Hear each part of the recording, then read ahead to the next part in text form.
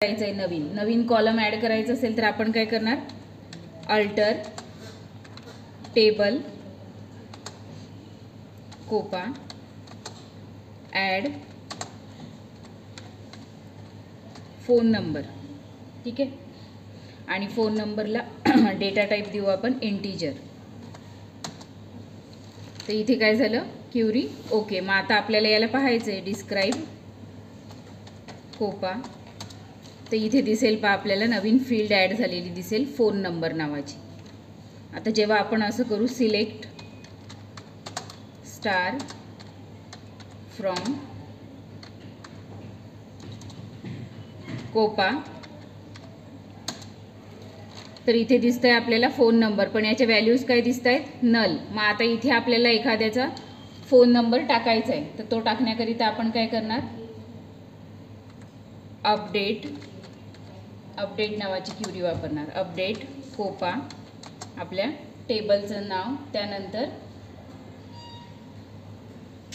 Set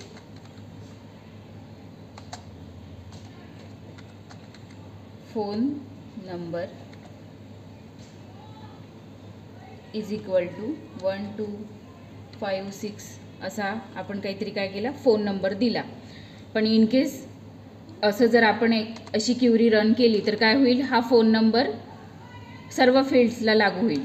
मग आपल्याला एखादी कंडिशन द्यायची. सपोज आपण काय केलं, वेअर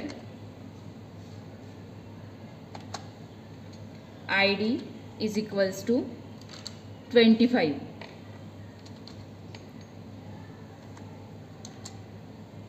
तर इथे आपल्याला काय दिसेल, सिलेक्ट स्टार फ्रॉम कोपा. तर काय होईल, आपल्याला फक्त ज्या ID ला आपण कंडिशन दिली होती त्याच ID चा फोन नंबर इथे चेंज झालेला दिसेल आपल्याला. आता याच्यामध्ये आपल्याला काय करायचं आहे की एखादा डेटा टाईप चेंज करायचा आहे. Suppose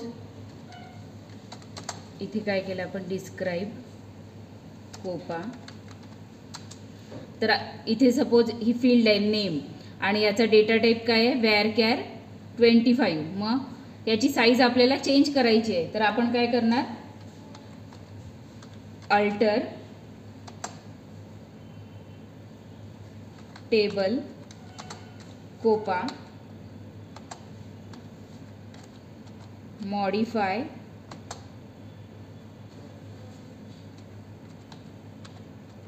column name